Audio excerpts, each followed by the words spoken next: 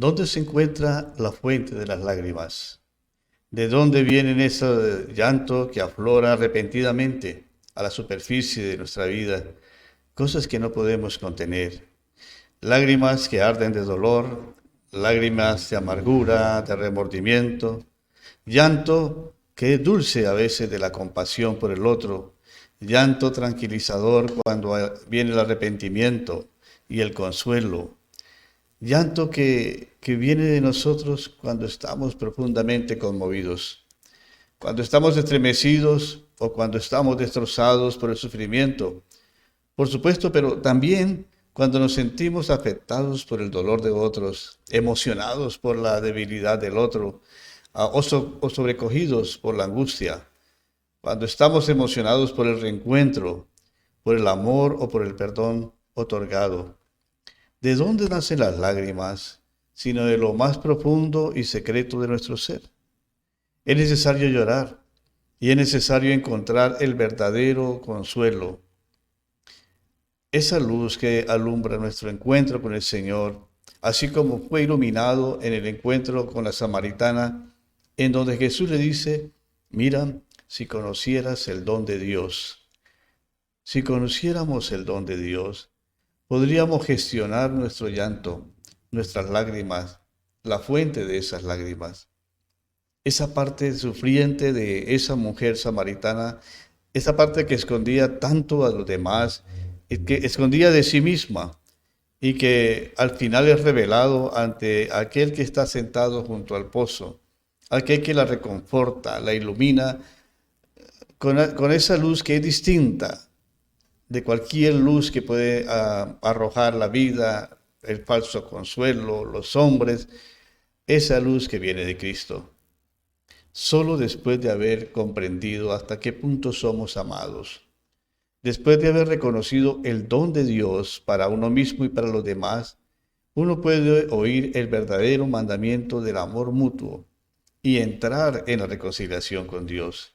Es allí donde quizás podemos entender o percibir: bienaventurados los que lloran, porque recibirán consuelo.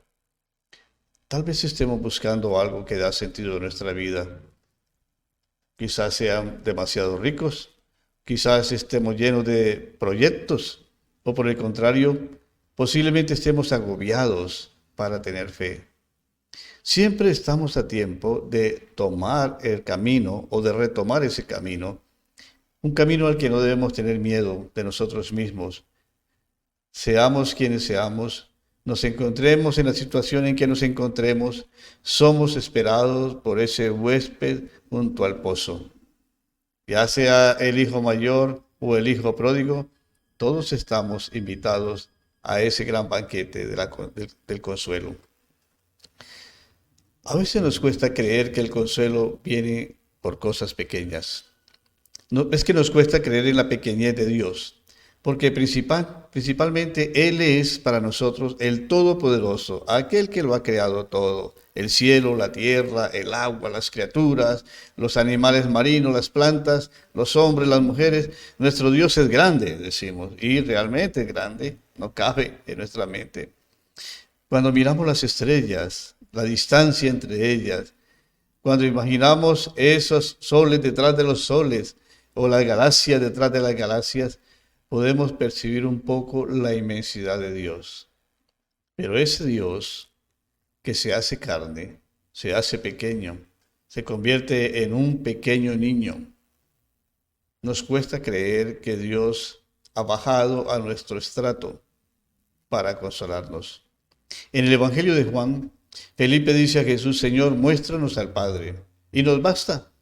Y Jesús le responde: tanto tiempo hace que estoy con vosotros y no me conoces, Felipe. El que me ha visto a mí, ha visto al Padre. La referencia está en Juan 14, 8 y 9. Quien ve a Jesús, ve a Dios. Quien toca a Jesús, toca a Dios en su momento. Pero necesitamos ir a ese encuentro con Dios a través de nuestra alegría, de nuestra celebración, pero también a través de nuestro llanto.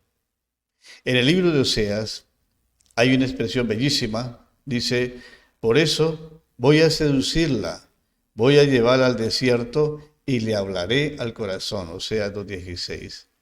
El profeta continúa diciendo, le daré sus viñas, es decir, le daré fecundidad, le mostraré cuán fecunda es su vida, cuán productiva, tan llena su vida está de cosas que aún no percibes.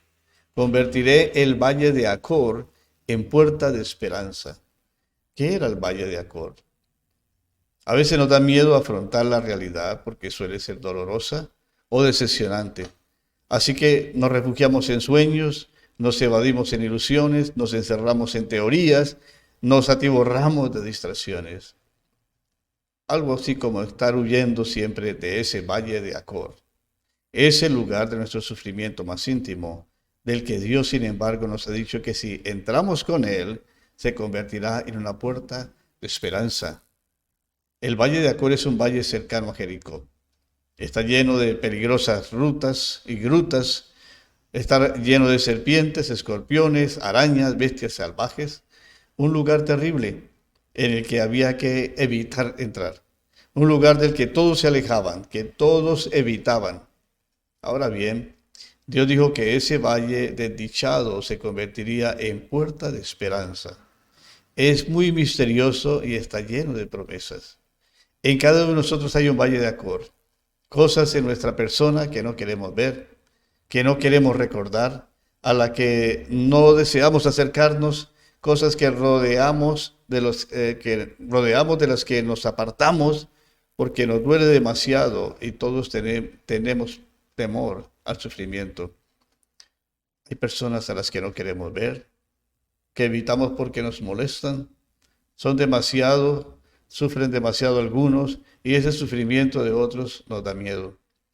De ese mismo modo, si nos aproximamos a aquello que nos hace sufrir, a aquello que nos da miedo, a aquellos bloqueos, a aquellas asperezas, resistencias o cosas de las que nos avergonzamos y no queremos ver, si nos atrevemos a entrar en ese valle de Acor personal, dice el Señor, entonces se convertirá en puerta de esperanza.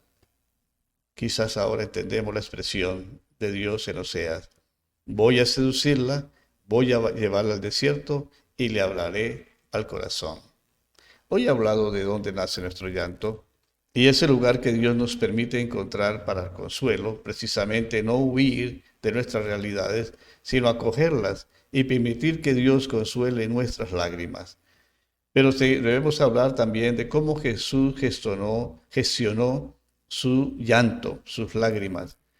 Quizás eso nos ayude a entender la verdadera razón por las que debemos acoger el consuelo de Dios a pesar de que estemos viviendo en un valle de Acor.